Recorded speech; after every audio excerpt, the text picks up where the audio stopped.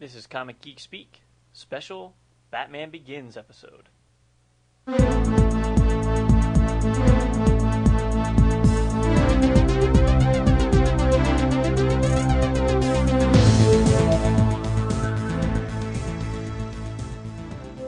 Welcome to Comic Geek Speak, proud members of the Comics Podcast Network. This is our special Batman Begins movie review. I'm Brian Deemer. I'm Matt. I'm Shane Kelly. I'm Jamie D. I'm Peter Rios. And with us today we have a brand new comic geek, Adam Murdo. Welcome, Adam. Woo-hoo. I am vengeance. I am the night. I am Batman. All right. So, Batman Begins. Well, we already know Jamie and my impression of it because we talked about it 2 weeks ago after we saw it at Wizard World. Kicks ass. Yep. Awesome. Just awesome. Everybody else? Loved it. Absolutely loved it. I say the best way to describe it is fucking awesome, but that's not quite the level at how great this movie was. It's exactly the Batman movie we need for this period in history, I think. It's great. I second that. Yeah, I like that. Yeah, and what's amazing about it is I've been reading some reviews and things that people have given it online. I haven't seen a negative comment yet. Not one. I mean, every comic geek, anyway. I mean, I'm sure there's one cynical ass out that just has to be contrary to, even though inside he loves it, you know, and he says he hates it, but he also loves Britney Spears music too, and he just won't admit it, you know. That guy. There's always one of those guys, but everyone else. To me, the best barometer of that is I subscribe to Entertainment Weekly magazine. I love the magazine. Me too. Yeah. But their critic is always, you know, he puts the critical in critic, right. And he gave it an A. So that to me that's saying something because normally which critic was it? I can't remember who it was. Because the worst one is that Lisa Schwartzbaum. I just want to rip her head off if I ever see her. Every great movie, she's a D+ or whatever, and bitch doesn't know anything about movies. I hope she's listening. She really fires me up. But anyway. I can see that. Yeah. But no, I mean, she gave it. I didn't really read it. I just kind of got because I got the new one, and for Comic Geeks, the cool part about the new one is the cover is Superman and Lois Lane. Yeah, I didn't even read that yet. I just got it on Friday. I didn't look at it. Which was, I mean, from the new Superman movie. Right. Not, Before we go on any further, this is an all-spoiler episode, too. Oh, if that's you're right. familiar with our other like Star Wars review, we are going to be spoiling the movie. So if you haven't seen it yet, go bye-bye. Yes, thank you, Peter. Qui-Gon Jinn also trains Bruce Wayne, apparently. Qui-Gon Jinn. My young Padawan. So what did we like about it? I gotta give somebody else a turn since Jamie and I talked about it already a little bit. I loved all the casting. I thought every actor did spectacular. I like Jamie and Brian said, I was pleasantly surprised by Katie Holmes' performance. I thought Christian Bale did great. I loved Gary Oldman as Lieutenant Gordon at the end. He was great. Cillian Murphy was great as the Scarecrow. And I loved the Ra's al Ghul. That was very clever and very interesting. Might as well get to that right away because that is yeah. the biggest thing in the whole movie. Did anybody see that coming here? No. No. No. and anybody who tells you they did is lying. Right. Uh-oh, wait, Adam just backed up from the mic. Well, I gotta confess, Matt got to see it at IMAX before I did, and I was talking to him on the phone, and I said, yes, Henri Ducard, and Matt was silent, which Matt being silent is usually a giveaway that something's going on. But then when I saw the movie, and I think Matt told me that I think you said something along the same lines when you saw it, I just saw Liam Neeson standing there in his first scene, and I thought, wow, with that little pointy goatee of his and just the way he talks and his mannerisms, and he's a tall, imposing figure, why the hell couldn't they have made him Ra's al Ghul? And then it sort of something clicked in my brain, especially when I saw him and the fake Ra's al Ghul standing there. Raz al Yes, Ghul thank standing you, next to Raz. each other. I just kind of suspected, but I didn't know. Well, I said the same thing when I saw the months ago or whatever when they were announcing the casting. I was like, boy, Liam Neeson really looks like Raz. What's the deal here? What? Well, I guess they know what they're doing. Well, it's like two guys who look the same. What's the story with that? And Yeah, I mean, you look at his goatee, and I thought, well, that kind of looks really good. I don't know why they didn't have Ken Watanabe grow something like that, but it worked out the way they planned it, so. yeah.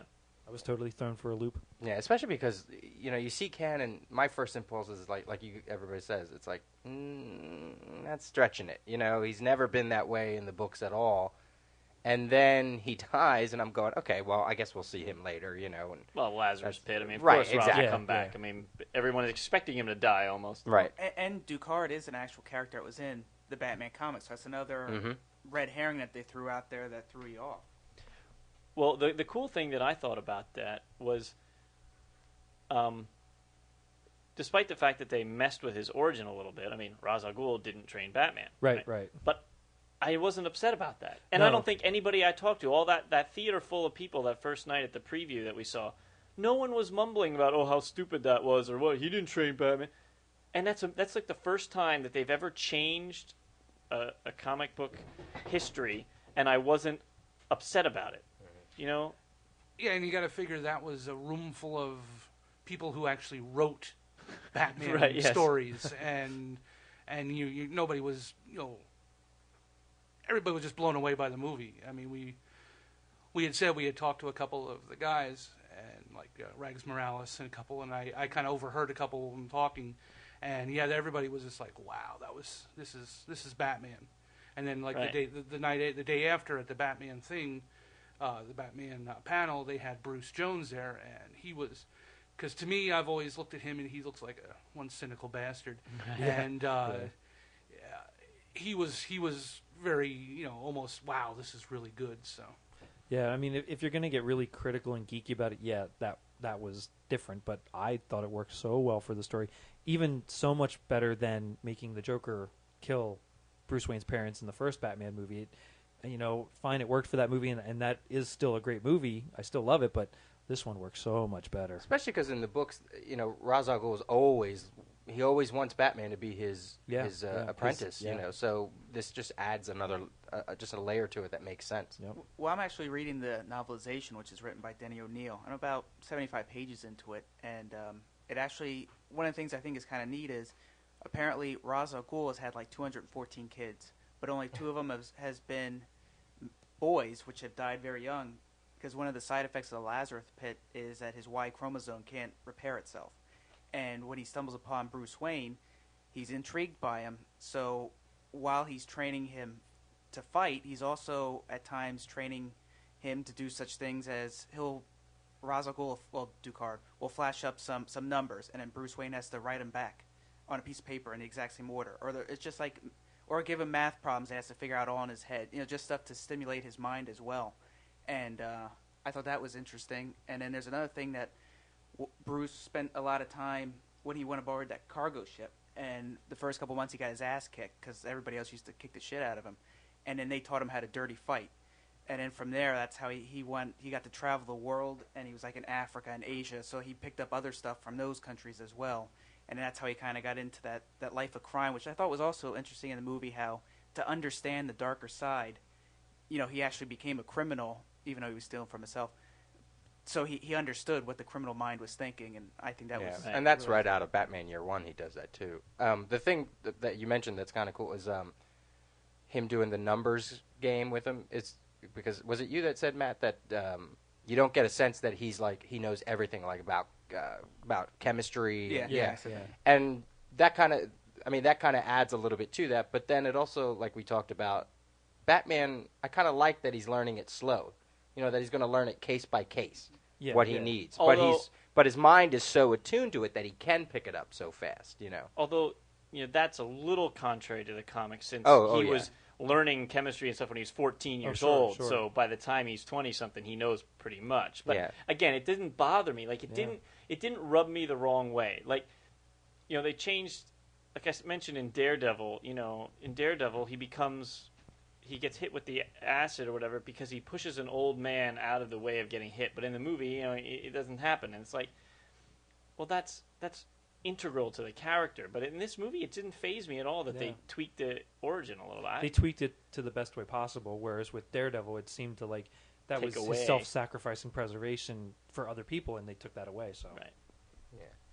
One of the things I think was neat, and this is actually out of one of the Batman Zero issues, but how they mentioned that Wayne Enterprises, when he kind of comes back from the dead, is one of the cornerstones of the company is military applications, and that Thomas Wayne would be upset, and that's actually in the books in the 0 Hour issues, and Bruce pretty much put a stop to that right away, and then completely got Wayne Enterprises out of the military business, but he stole all the military stuff that they already had produced, which is kind of the same way in the movie as well. So I thought that was, I have a list of different storylines and stuff that I've seen where they pull different stuff, and I just thought you could really tell that the writers were fans, that they spent time getting a little bit of everything in there. Give us the list. The list? Sure. Well, I got the 0 Hour. There were some bits from year 1, obviously. Year 2, about Well, let's go through. So year 1, definitely the ending, the whole thing with saying, "Oh, I got this kook." Yeah. Who's blah blah blah blah blah. Because that's how year 1 ends, with Jim Gordon waiting for. But he says something like, "But I have a friend who'll take care of it," or something like that. So that's definitely a year 1 element. You're talking about the Joker. Yeah, the whole Joker thing at the end. Yeah. Which we've discussed this on our forum a little bit, and I personally don't need to see another Batman Joker movie. Like, it's done. And first of all, I never really even liked the Joker that much. To me, he's kind of like the Green Goblin. He's the biggest foe, but the one I like the least. So just move on already. And I think it sets it up. And like you said, I think you said, Peter, insert Tim Burton movie 1 here, and then the next Batman movie we see from Christopher Nolan and crew will be beyond the Joker. Well, we were actually discussing last night that if they did another one where they had to incorporate the Joker, they have to have the Red Hood, so they could almost take the Killing Joke minus Barbara Gordon and throw in a couple other factors in there, and that could almost be the sequel to it, where it's kind of rather than do an origin of Joker as it's happening, Joker's just have it that he's already established, and this is kind of where you're learning what happened. Kind of like flashbacks, similar to this one, because then you have an origin story.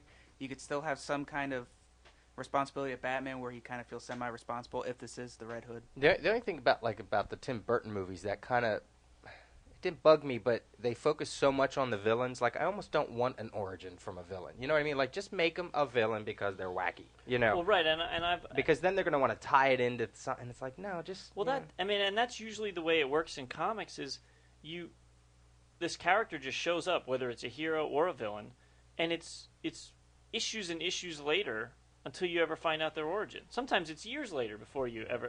Wolverine, we only just found his origin after 25 years or whatever. There's still stuff we don't know. Right. Yeah.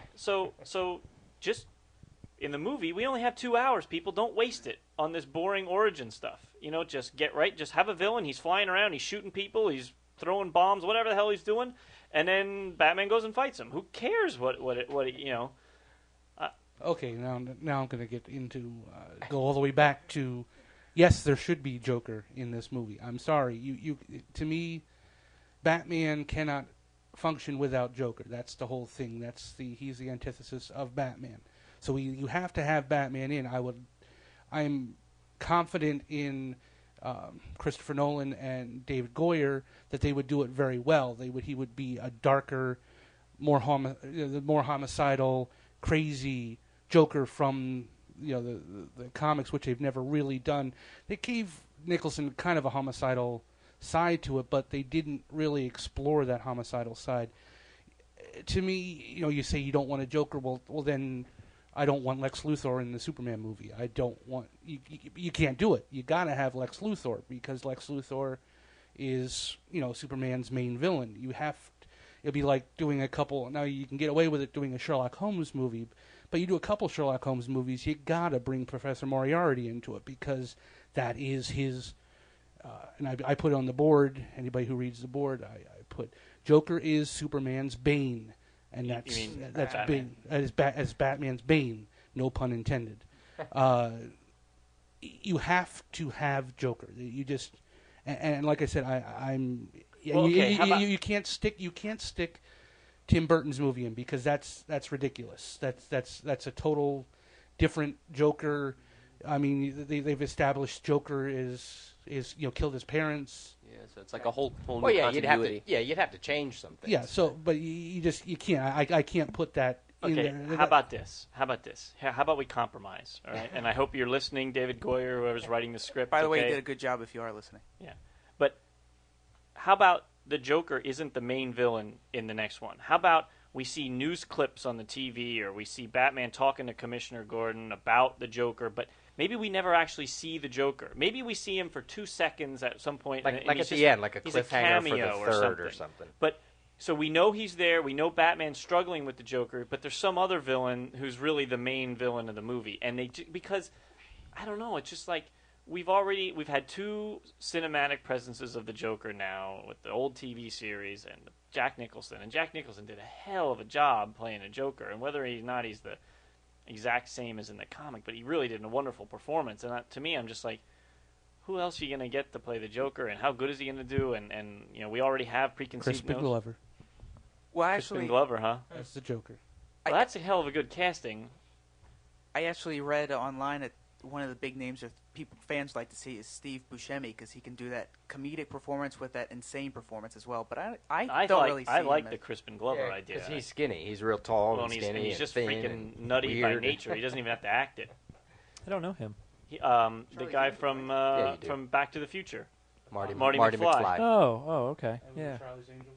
Yeah. And Oh, if yeah, you've Charlie's seen Angels, Willard, yeah. if you've seen Willard, now Yeah. then No, that I he's didn't almost see. is the Joker in Willard. No, The he thing is I- pretty good casting. Though. The thing I liked about this movie that kind of made me not want to see like a Joker character was because it seemed not human. That's kind of the wrong word for it, but you know what I mean. Like it seemed less comic booky than Tim Burton's Batman to me, less unrealistic. It seemed like this could really happen in a weird way. Right. So that made me start to think about like, okay, what villains could like a Ra's al Ghul could survive, or Scarecrow, Hard habit to break. yeah, that could survive in that kind of feel. You know what I mean?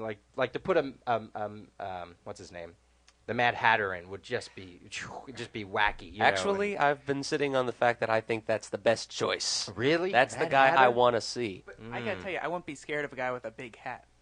They'd have to change him a little bit, obviously. I I was just wanna- thinking that I'd want to see something like a Hugo Strange and a Man Bat. that like would, well, Hugo Strange, I think, would work better than Man-Bat. I mean, well, like use Man Bat as like his underling, like his scientific experiment or something. I See, think I- go with Killer Croc first. I Well, think. Killer Croc, yeah, that'd be good.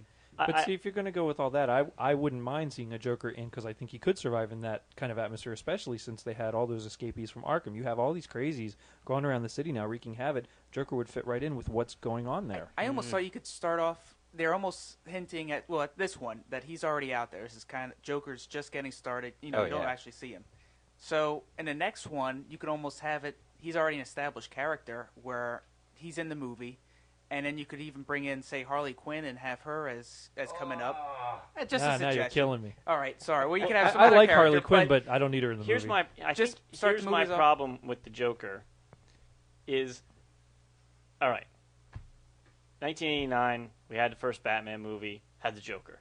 All right, so now they're setting us up for maybe another Joker. Well, 15 years from now or 20 years from now, when they reboot the Batman movies again, they'll go back to the Joker, and then it's like we'll have one Joker movie for every other Batman movie. It's like just move on. Like he's got so many villains, or just create a new villain, or I don't care what. But it's like, do we have to see the same thing over and over and over again?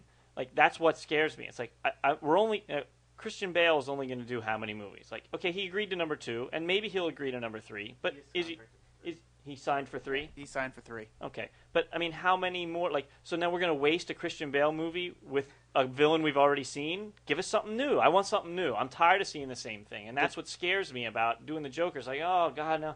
So Batman 2 will be the Joker, and then Batman 3, and then 20 years I'll get another freaking Joker movie, and I'm just, like, just give me something new. The thing that I kind of like, they're kind of doing more and more with these movies that they expect to be trilogies, like Spider-Man and whatever, is that there's like a continuing story. It's definitely Spider-Man has so if they're going to continue this story, like this Batman story, you obviously should expect to see Talia sometime. that's Not exactly as a what I main was villain, but She would be the she would next. definitely need to appear. I was actually thinking, who would you guys would think would make a good Talia? I would like to see Angelina Jolie, but only Yeah. because I think she's hot. I was almost thinking Kate Beckinsale. No, I think God, she could what's pull off. add that Peter- to my Peter list does not like of Kate of Beckinsale. don't. No, I she love needs to Kate be. Beckinsale. Natalie Portman either. Although Liam Neeson wasn't, she needs to have some kind of European flavor to her. Absolutely. Whoever Hey, let's she do is. Jennifer Garner again. Oh Yeah. God.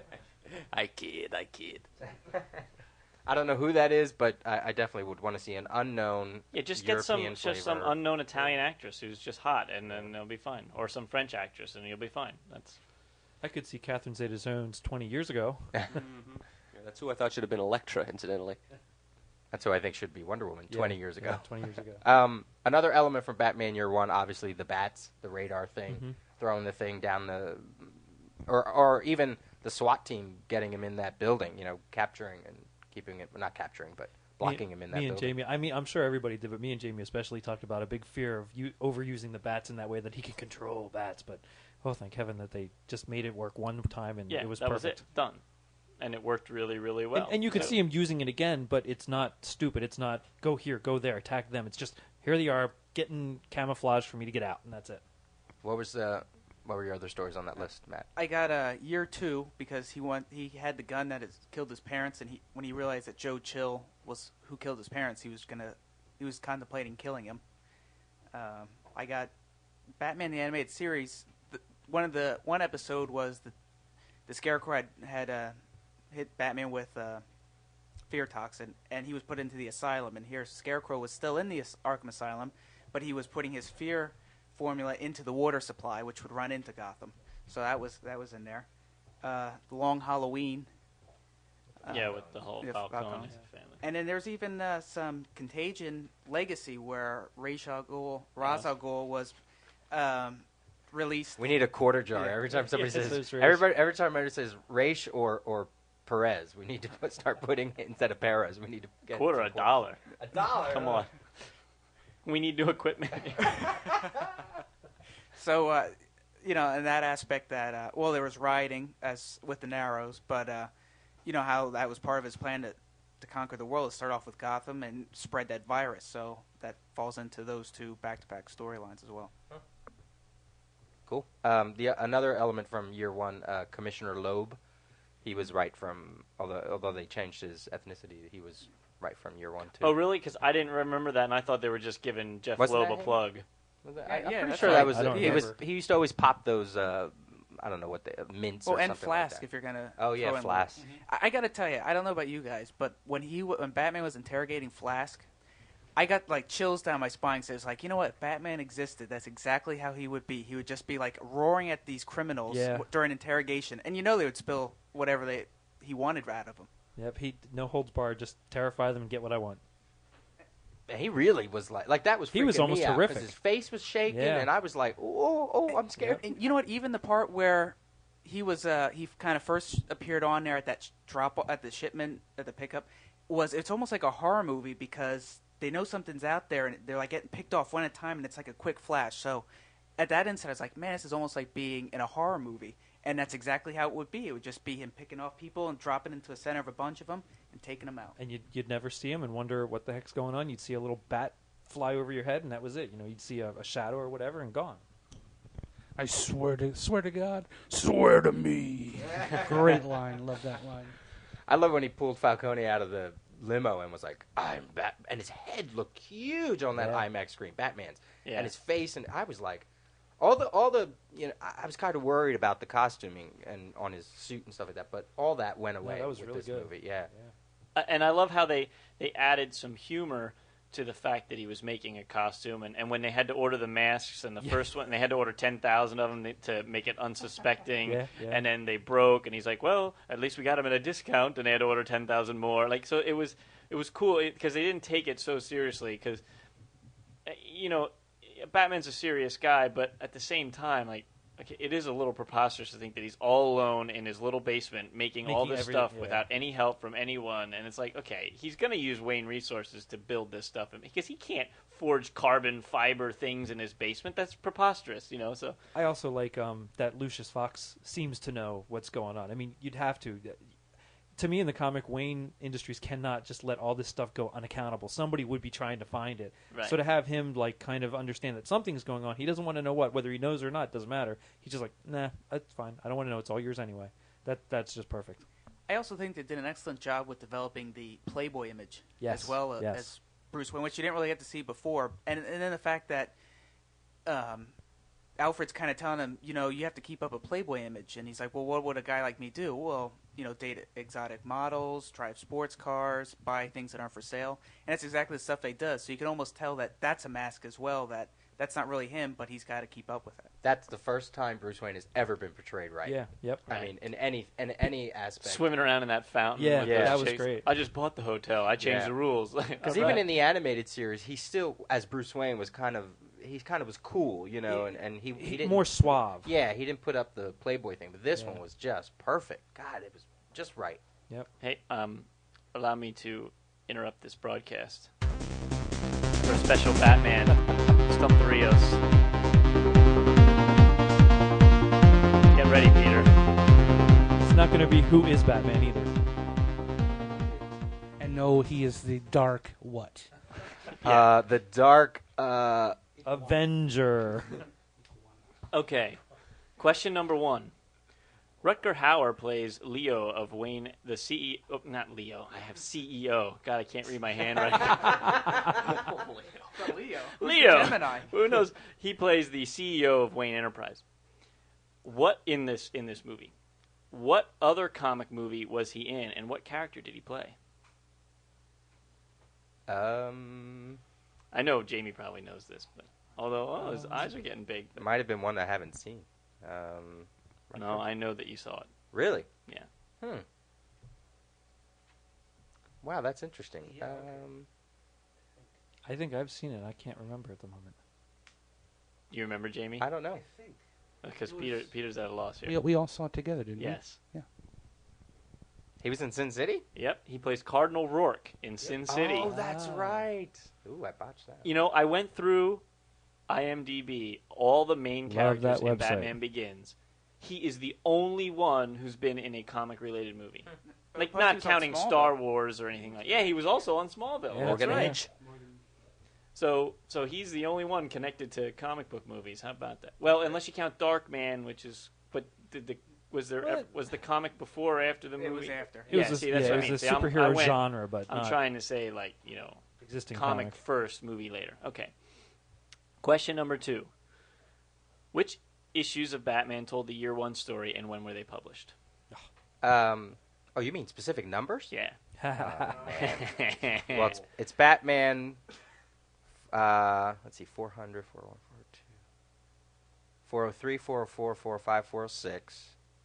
And what year? 1986. No. It's 401 through 404, and it's February through May of 1987. Are you? That's not I don't right. think that's That's right. right because I don't there's think- 2 issues after 400. Yeah, that are like a Legends crossover. Yeah. Well, no, it's like a. It's what it says in the DC Encyclopedia. I don't think that's right. No, Actually. I kind of thought that was right. It's Do you have the I trade? have the trade Go, paperback. yeah, I'll go get it. he'll go get it. All right. Because there were like 2 random issues before the year 1. I'm pretty sure. Yeah, I thought they were a Legends crossover, honestly. Like, issue number 400 is like the last pre-crisis Batman story, and then...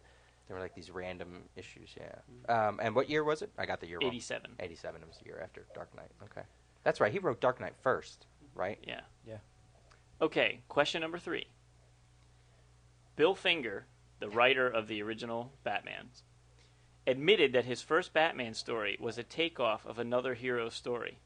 Name that hero.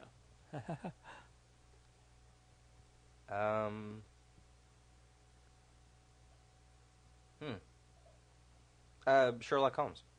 No, The Shadow. that's it. I was going to say that. Shadow. So Will Shadow Eisner is knows. directly responsible for Batman. How about that? Will Eisner was the spirit. not the Yeah, it's the shadow. spirit. Oh, shit. I'm sorry. We're all messing up today. Everybody's screwed up. This is a 0 for trivia day. But So far, it's 1986. Matt says 1986. boy, then they got that all They wrong got that in the all wrong. encyclopedia. You know what? I don't even. Look in the Look in the front in the indices, whatever the hell that's called. like the copyright material. Very small print.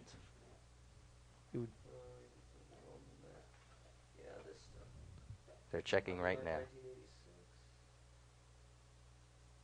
Dun-dun-dun-dun-dun-dun. Originally published. It says it's a miniseries originally published as Batman Year 1, number 1 through 4. Well, that's Come wrong. on.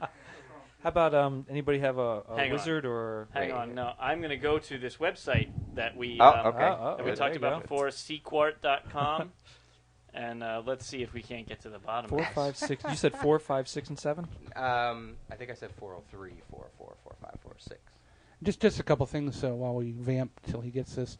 I did get to see. I went to see it again yesterday, and when I originally saw it, when we saw it in the IMAX, they didn't have any previews in front of it, but they had 3 previews which I hadn't seen before, which I'm really looking forward to. They had Charlie and the Chocolate Factory, which was a longer one. I hadn't seen that one before, and for this group, Dukes of Hazzard they had, which. I still can't stand Jessica Simpson as Daisy Duke. That's just Catherine Bach as Daisy Duke, and there shouldn't be no other. But Okay, we got a little clarification here. This website says it's issues 405, 404, 405, 406, and 407, and it is 1987. I even have a picture. It says, you can see the cover date is 1987. What month?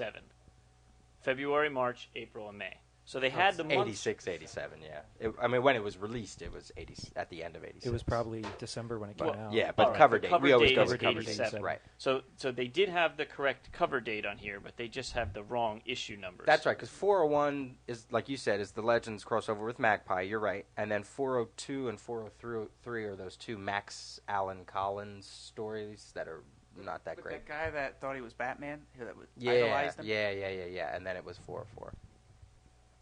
So I still got 0. So we gotta watch that. Yeah, you got 0 questions right, and we gotta watch the DC Encyclopedia. Who gets Great the resource, freebie, but then? not quite correct.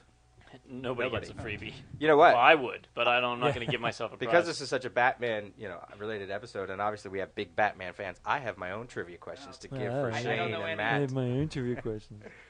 So you want Okay. to do that? Hell yeah, let's bring it Or I on. could do it for the room. We'll do it for the room. oh sweet. All right, here we go.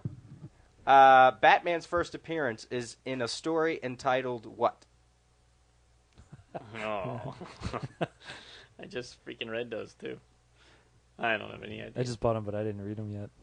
I have one. I've never read that story. Nobody? No. The Case of the Chemical Syndicate. Yeah, that sounds familiar. All right.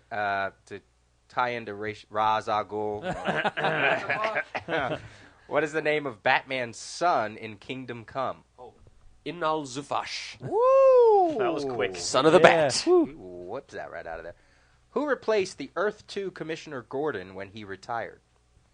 Don't know that pre-crisis. It's Bruce Wayne, isn't it? That's The right. Earth 2 Bruce Wayne. Bruce Wayne. What movie did the Waynes attend the night they were killed? Zorro. Mark of Zorro. Yep. No, they went to the opera. What is the name of the area where Bruce Wayne's parents died? Crime Alley. Yep, Shane got that. What is the Joker saying on the cover to Batman's Killing Joke? Smile. Name the 4 titles in order to Frank Miller's Dark Knight miniseries. Oh, that's a good one. Well, I couldn't name Dark a Knight single Returns is the first one. Correct. That makes sense. I guess. Yeah. Yeah. Dark Knight Strikes Again is the third. I mean, Dark Knight Strikes is the third. No. Anybody think they'll be able to get that? No. It's Dark Knight Returns, Dark Knight Triumphant, Hunt the Dark Knight, and Dark Knight Falls. Put the following Bat family members in order of their first appearance. Okay, so I'm just looking for the year here. It's and the 4 are Batwoman, Batgirl, Batmite, and Ace the Bat Hound. And by Batgirl, I mean The cat. the original. Yeah, the original one. Oh, Betty Kane. Jamie of Earth 2 would slap me around. If he's listening, he's going, Oh. "You dumbasses! It's this, That's this, his. this, and this." Yeah, that's I his hope favorite. you guys He are all loves doing that. good. Yes, for those of you playing at home. Now I'm not sure if that's the Batgirl, if that's Oh. Betty Kane or Barbara Gordon. Yeah, there was a golden age Batgirl. Yeah, and now that I'm... Well, what year do you have? We'll tell you if you're right. CFC cards, if they have Batgirl's first appearance, the Barbara Gordon Batgirl, see what they say. I think actually Jamie of Earth 2 just bought that issue recently. We have time for a quick F, Marry, Kill. Talia, Catwoman, or Barbara Gordon before she's paralyzed. Even after. That's hard. I'd isn't it? marry Barbara. Talia, Barbara Gordon. Who's the other one? Catwoman? I think I'd kill Talia. She's too dangerous. F Catwoman. Yeah. and marry Barbara. Yep. Nah, I think I would want to be married to Talia. There's something about her that dangerousness adds to it. She's like an Angelina Jolie type. No, I mean, if me marry Barbara, kill Catwoman, and F the shit out of Talia. Second that. Oh my God. Well, here, while he's looking for that, we'll go on for these other trivia questions. What city is Jim Gordon from, as seen in Batman Chicago. Year One? Yep, Chicago. Matt jumped on that. Waylon Jones is which Batman? Killer Croc. Killer Croc. Who is the funny animal version of Batman in the Earth C- JLA? I always ask these dumb questions. Is that like a horse?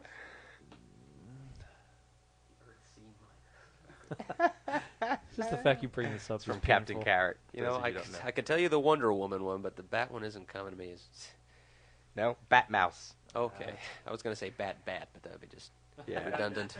What artist designed the armor worn by Jean Paul Valley during Nightfall? John. isn't it? Jean Paul Valley during Nightfall. What Oh, is it? Who designed his Joe Quesada? Joe Quesada? What is the first villain that battled Superman and Batman in their first post-crisis team-up? Magpie. Magpie. And what was the story that introduced Tim Drake as Robin? A Lonely Place of Dying. Lonely Place of Dying. Oh, as Robin? Yeah. Okay. Here's one. Put the following clay faces in order.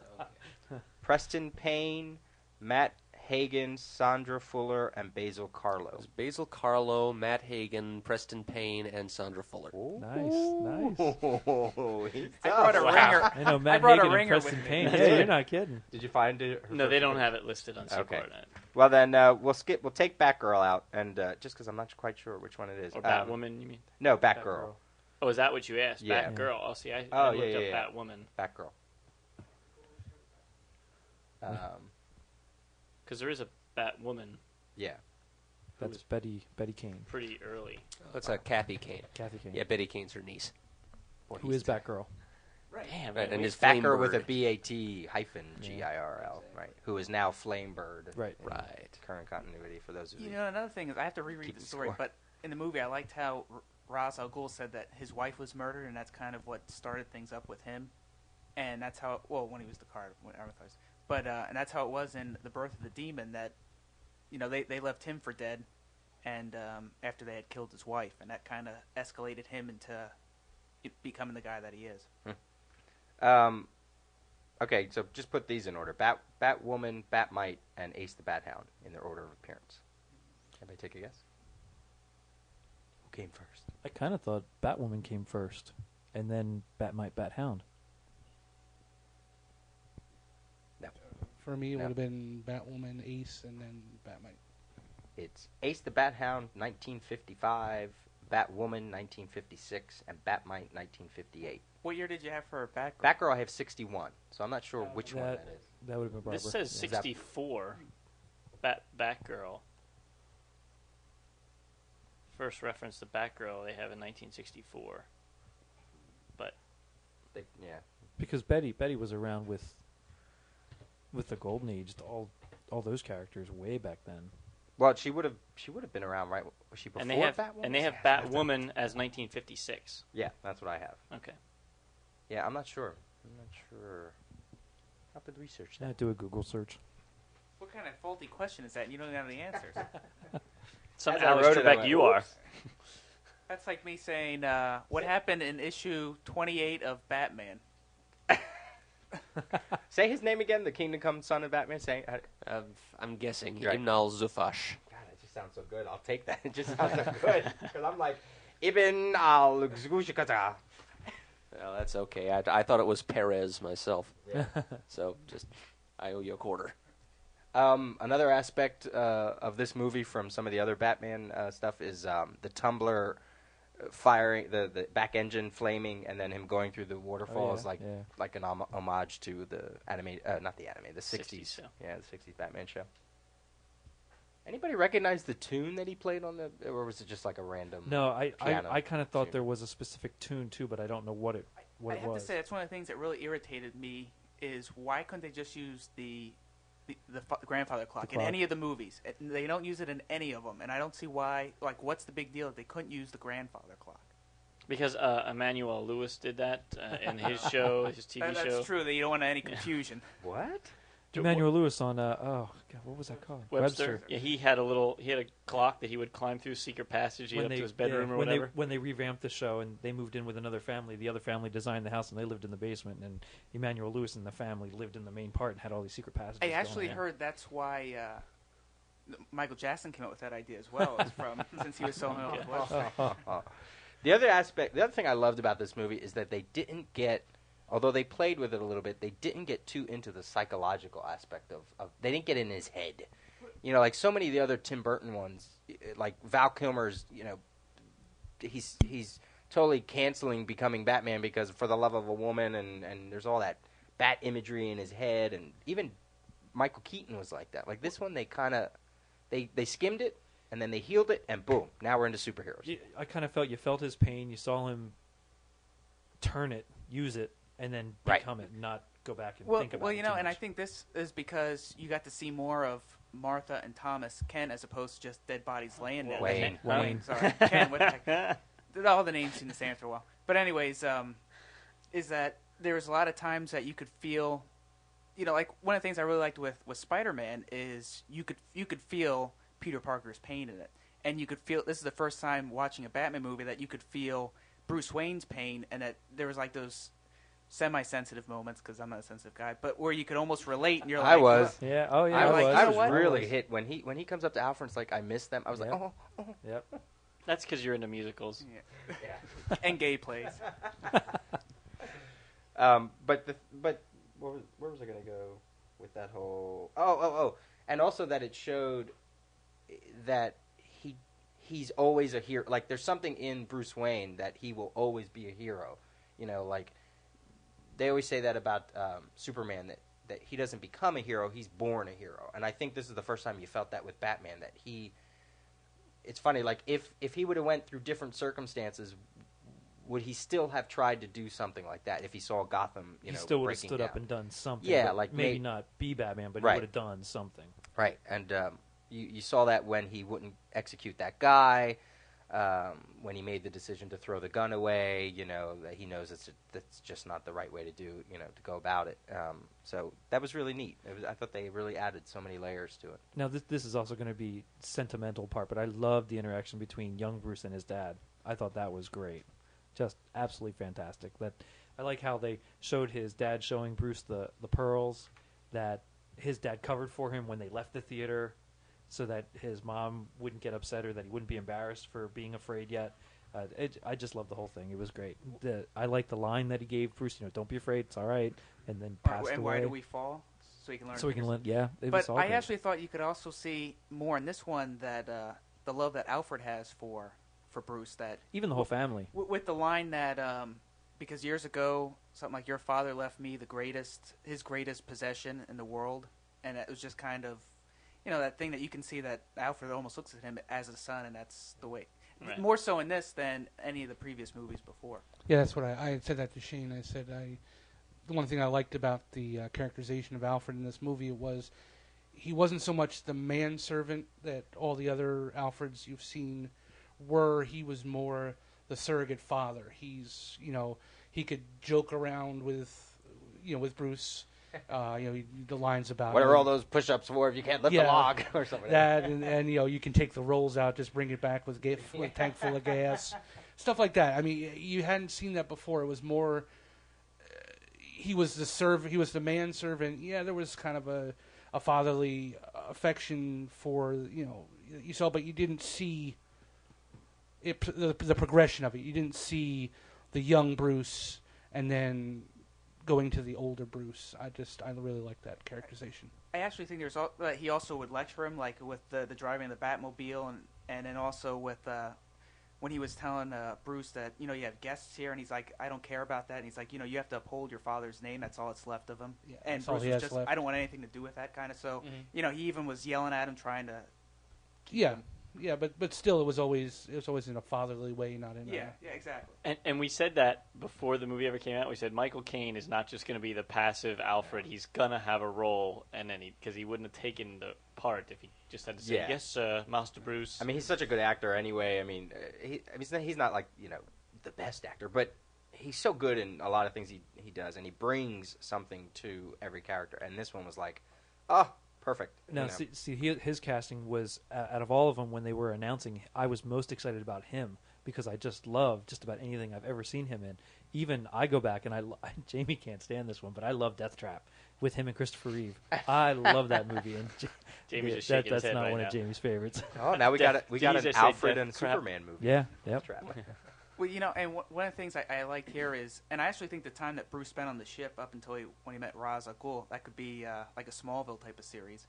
But the fact that in Smallville, one of the things Superman's known for is flight, and Clark Kent's afraid of flying. And in this movie, one of the things Batman's known for is the obsession with bats, and he's afraid of them. So I think that was neat how they, in both those medians, how they threw in there that about their fears with one of the things they're known for. I really enjoyed that he was afraid of bats. That was really clever. And I liked his wording that, you know, why bats, Master Bruce, and it was because I'm afraid of bats, or say bats scare me, and I want to share my dread. And for a while there, it was the Dread Batman. So I thought that was a nice wording that they threw in there.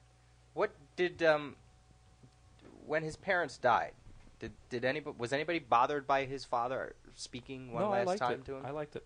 Because I thought that was interesting. Like I was kind of like, I don't know if any of you saw Baz Luhrmann's Romeo and Juliet with Leonardo. Yes. And normally when Romeo and Juliet's played, you know, he drinks the poison, she wakes up, she stabs himself, and there's no interaction between the two. And in that movie, he did that. I think there was like one little last thing that Leonardo did before she kills him, and this was the same way. Like every time I've seen Batman's parents die, there's no interaction. And then I saw it this way, and part of me right away was ready to jump on it, like, oh, and then I was like, oh, that's kind of like adds. To me, yeah. he was holding on for his last breath to make sure Bruce understood it was okay. Right. Don't be afraid. It's okay. You'll be fine. Because he already, in his mind, not only did he love his son unconditionally, he already had everything set to be taken care of if anything ever happened to him. So he already knew it was going to be okay. Does that take away any of the tragedy though? Of no, I don't know. Of him, you know, really, you know, just so mad at crime and Joe Chill. No, actually, you know. I think it adds to it. And in fact, as a fan, that adds to the feeling more of sympathizing with him, because in this movie you got to see more of his parents. So now, rather than them just being the dead bodies laying at his body for the origin, now there's a little bit of seeing them and seeing the interaction as father and son, well, parents and their son, and vice versa. Yeah, but even more so, father and their son. They really played that on. Yeah, I would have liked to have seen Martha Wayne say a little bit more, though. Yeah. It takes more than a father to raise a kid, at least in this context. But So- it didn't bother me. So let at me all. pose a question then. What's everybody's favorite part of the movie? Favorite scene or whatever? I don't even know if I know personally, so I'm just going to throw it to you guys. Okay, I'll jump in. It was he's driving a big black tank. Yes, that was a good line. I absolutely love that line and just that entire scene. I thought that was great. I mean, they crashed more cars than the whole season's work of Dukes of Hazzard in that scene. So I mean, that was great. I liked when he first. I don't know if it'd be my favorite, but I liked when he really first started talking to Gordon. I thought that was really good. That even right away, Gordon was entrusting him with, okay, you know what, I'm going to have faith in what you're doing because so far you haven't let me down. Is that when he was holding the stapler to the back of Gordon's neck? That, and then playing into at his home when he showed up.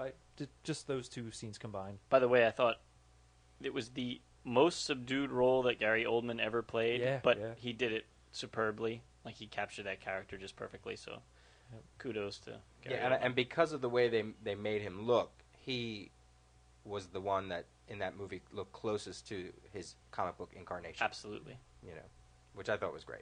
Yeah, I agree. I guess that's hard. That's a hard. I mean, I'm going to go to the easy one and just say the whole Ra's al Ghul revelation leading into the fight and the whole mansion burning, and then just the whole moment where they're going down in the cage or whatever that is, and then Alfred has to basically, Batman's ready to give up Bruce Wayne, and Alfred's like, no, you know, what are we taught, you know? So I thought that kind of, it's like the... Yeah, I forgot. That's a good part. That's a really I good kind of part. like that. I liked when, toward the end of the movie, when they're like, Batman made front page, and here Bruce Wayne's on, like, page 15, and it's drunk playboy burns down mansion. And I was so glad about the whole that it was Katie Holmes' decision, or Rachel, that it was her decision not to be a part of his life other than him. You know, because I'm so tired of these. You know, every movie's Spider-Man's like that. The other Batman movies are like that. Oh, I can't can't be love you now. Yeah, because I'm like, oh God. So, and here's one where he didn't even have he probably wasn't even thinking either way. Because he's so one-track minded about what he needs to do, his mission, that for her, you know, I thought that was neat. But just before she says that, they kiss, and I kind of thought at that moment he expected, all right, you know, I'm fine. Woohoo! I'm going to get me some. And then she's like, but I'm not going to stick around now. Yeah, I mean, it did do what I hoped they wouldn't do. It gave yet another girlfriend his secret identity, where I was like, oh, but I thought it was really good. But it was done well. Yeah, it was done much better than the others. Yeah. Cool. How did everybody like the actual Batmobile? I mean, when I first saw that picture, I thought, bleh. But after seeing it in action, great. Yeah, I loved it. It made sense to me when I saw the movie as he's starting off, and this is the worst Gotham's ever going to be. So he almost needs a heavily armored vehicle to help him in that. You know, maybe when he has a little bit more control over the criminal element in Gotham, he could get a little bit less heavily armored vehicle. Because not only is it the criminals, but it's also the cops that are after him as well. So now, you know, he needs that extra protection. So it made sense to me. And they really explained it well. Yeah. Okay, they built it for a purpose, bridge jumping or whatever, you know, so it needs to be extreme, and it is military grade. So, because, again, like, in the comics, how does one guy just, like, carve this car, like, what is he, down in his, with a welder and some Bondo making a car that, you know, I mean, come on, like, somebody made it, and so that person would know, hey, that's my freaking car, I know who bought that from me, so I know that guy's Batman. No, never, he's always his own mechanic. Like, it just, I don't buy it, you know, so this was really well done. It needs to be the shape it is, or, you know, it's a little extravagant, but I mean, it has the turbo boost thing so that it can jump across a river and have a rope behind it that makes a tank. I mean, that bridge, that makes perfect sense. Okay, I mean, it's not realistic, but it's an idea that. Just to jump back to your question, I have to say my favorite scene is when Batman first kind of appears when he's taking out the goons and Falcone, because to me that's the way it should be, where guys are just disappearing and they don't know what's going on, and he's just picking them off one at a time, and then there's a bunch of them standing there. You just fall. I mean, that whole sequence is exactly the way Batman should be. Right, and he had no resistance at all. Like, that's what I like about a superhero. When a superhero has a fight and he doesn't so much as get a scratch because he's the freaking superhero. Okay, like if Batman's fighting a supervillain, that's a little different. But a couple of 2-bit thugs, he shouldn't even break a sweat. And that's how they did it in the movie in that scene, and I agree. I liked it. And you know what? I have to also say, one of the things I liked about the costume is it almost seemed, I know it's not the cloth like in the comics, but it almost seemed like a second skin to him, that this costume actually gave him maneuverability that the previous ones just looked like he was rigid. stuck in like a statue that he could barely move, like almost robotic. But this one looked as though he could flow in it. You know, he could move, he could do the martial arts moves that he needed to, because the suit was designed that way, and that's one of the things I really like. Well, one of the things you said earlier about him learning how to fight dirty, like that's the thing I always believe about Batman, that he can fight, that's why he wins a lot of times, because he's not afraid to fight dirty, because he knows he's going to use every. Yeah, he's going to use anything. Well, he that's can. why he keeps beating Superman, is because Superman won't fight dirty. Right, but exactly. Bruce will do whatever it takes. Were there any moments in that Tumblr sequence that we were talking about this about? That was all shot. Like none of that was really computer CGI or anything There's like very that, right? little CGI, I think, in this movie. In the Yeah, Tumblr, because a lot of that looked That's real. one of the things I liked about this movie, is that they used very little CGI, for at least from what I could tell, Yeah, and it was stuntmen and. Yeah, because I mean, I can't think of a shot that. I read something somewhere where the special effects person was saying, you know, we did as much real as we could because, you know, we want Batman to look real, and I just was like, thank you. Now, if George Lucas could have remembered that, the Star Wars movies would have been a little better. Amen. You know, Yeah. And one of the things I read is, think superhero movie 1978 Superman, not superhero movie 2002 Spider-Man. And that's, looking at it, it's like, that's exactly the way. I mean, you bought everything for the most part. Loved seeing a stunt guy in a suit standing on top of a building in Chicago looking around. It was great. How about Mr. Zaz being a little thrown? Oh, Yeah, man, that was great. Scars and all. Yep. Yeah. I want to throw out the quality of work that Christian Bale does, and I've always thought he was a fine actor. And just this week, he was on NPR on Terry Gross's Fresh Air show. She interviewed him, and it's an hour-long interview, and you could go to NPR.com and listen to it because they put all their stuff up there for free. And he does the entire interview in just sounding American, but he's Welsh. So the very last question she asked him is, okay, so you've been speaking to us today, and you're not using your Welsh accent. She's like, what's the deal? You're Welsh. Why are you still in character? He says, Terry, this is an American show. I'm playing Bruce Wayne, Batman, one of the most iconic American superheroes ever. First and foremost, Bruce Wayne and Batman are Americans. So it would be really weird for me, the guy who's being Batman, to speak in my Welsh accent because that's not who Batman is. That's not who the Americans want to hear.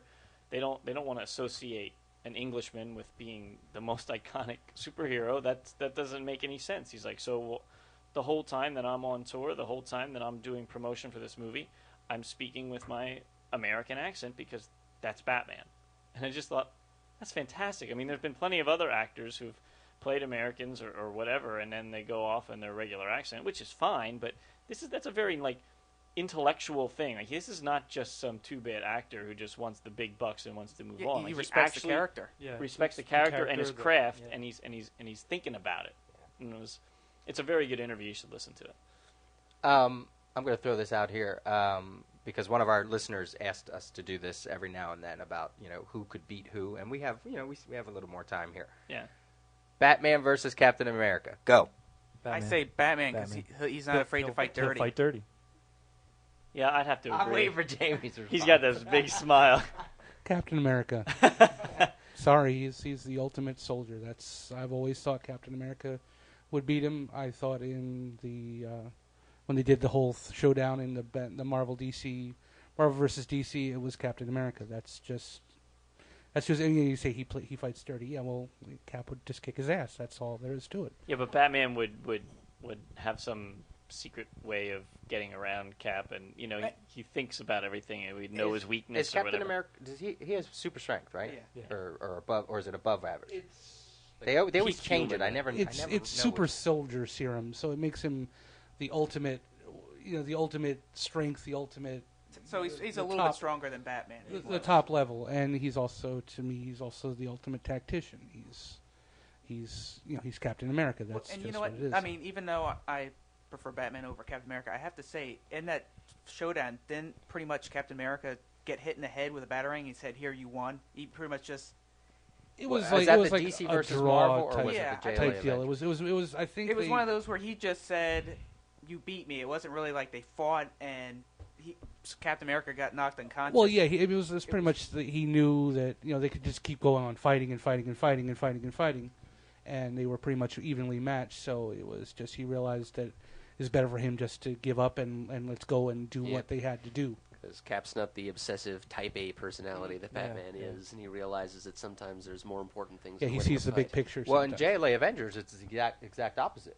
Batman says to Captain America, "We could be doing this all forever, and you know what? You probably would win, but right now, so that's kind of interesting that they did that." What was I going to say? You said about him being a tactician, Captain America. Do you I always see Captain America as being the ultimate team leader, because his World War II upbringing and all that. Whereas Batman seems more like the individual tactician, if that makes sense. Well, yeah, I mean that's again almost seeing the big picture and being able to lead men. Batman is always behind the scenes, doing his little machinations, putting people here, putting people there. But Cap is always out there on the front lines, putting people there and putting people there and putting his ass on the line all the time. Whereas Batman is, more of a behind the scenes type guy when it gets into the big group situations. When it comes to the JLA, he is behind because he's with all of this. He's with Superman and Wonder Woman and people who can stop tank shells with their bare hands, whereas Cap can stop a tank shell with his shield and still keep going.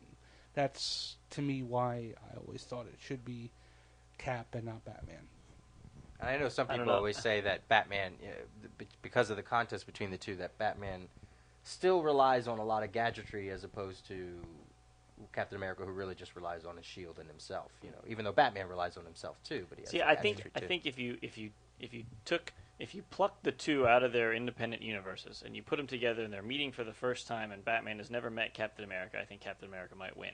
I mean, I'm going ultra geek here, for the purpose of the Right. discussion. Yeah. But if you look at that series of JLA where Batman defeated every single member of the JLA because he had studied them and he knew each and every one of their weaknesses and he's known them for their for years and years and years and he has all those secret computer files about all the information and he just takes them all out in one issue. Just they're all done.